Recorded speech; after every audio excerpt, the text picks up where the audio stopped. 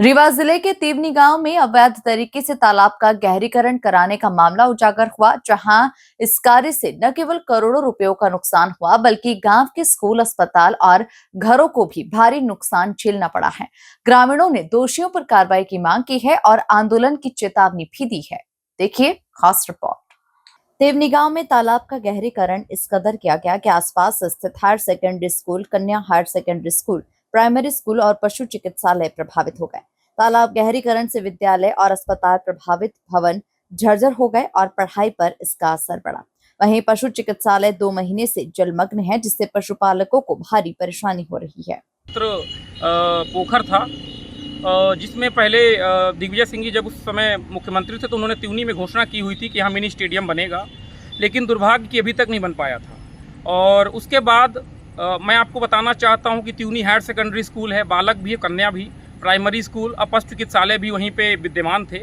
वहाँ पर मनगवा विधायक नरेंद्र प्रजापति, आरईएस के टीपी गुरदवान जी एवं जनपद अध्यक्ष विकास तिवारी के मिली भगत से वहाँ पर अवैध रूप से उसका गहरीकरण कराया गया, जिसके कारण पूरा विद्यालय क्षतिग्रस्त है, जलमग्न है। पशु चिकित्सालय 2 महीने से डूबा हुआ है और प्राइमरी स्कूल भी डूबी हुई है, प्रभावित है।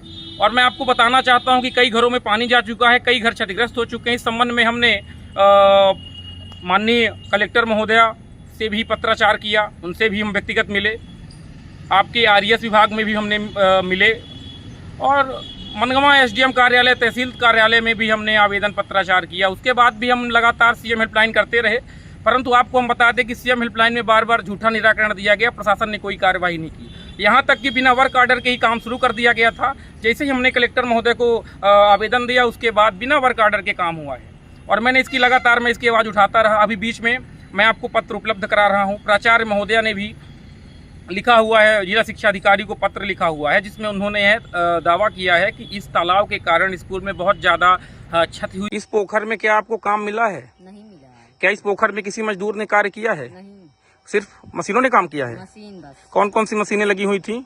जेसीबी या ये ट्रैक्टर वाला। अच्छा, और डंपर वगैरह। तालाब भी फूट गया था बीच में, अभी भी ये खुदा हुआ है, ये लोगों के घर में पानी चला गया था। अरे हमारे खुदा घर गिर गया, भर गया। ये यहाँ पे तालाब का गहरीकरण हुआ है, तो यहाँ मशीनों ने काम किया है कि मजदूरों ने भी कुछ काम किया है? मजदूरों ने एक भी काम नहीं किया।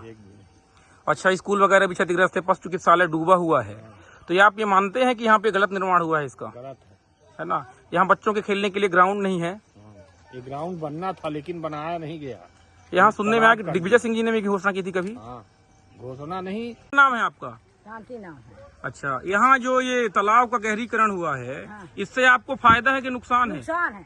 क्या क्या नुकसान है? अरे घर में पानी भरता है, गल्ला बही जाता है, कपड़ा भी बही जाता है, कोई दिखैया नहीं, न कोई सुनैया आए, मारपीट ऊपर से हो तैयारी है। अच्छा, हाँ। ये बताइए कि यहाँ मशीनों ने काम किया है कि मजदूरों ने भी काम किया है?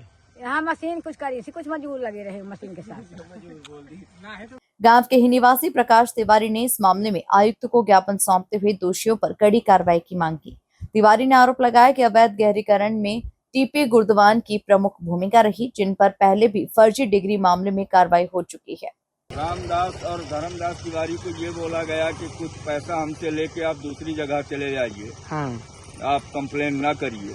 वो लोग बेचारे सिक्योरिटी गार्ड की नौकरी करके अपना जीवन यापन कर रहे हैं और आज का उनका घर नहीं बना है, उनके माता पिता और यहीं से गुजर गए। ग्रामीणों का आरोप है कि प्रशासन की लापरवाही और भ्रष्टाचार के कारण तिवनी गांव की ये स्थिति बनी। फिलहाल आयुक्त ने जांच और दोषियों पर कार्रवाई का आश्वासन दिया है, लेकिन ग्रामीणों का कहना है कि अगर जल्द ही कोई ठोस कदम नहीं उठाए गए तो वे आंदोलन और न्यायालय का सहारा लेंगे। Bureau report, MP news, Rewa.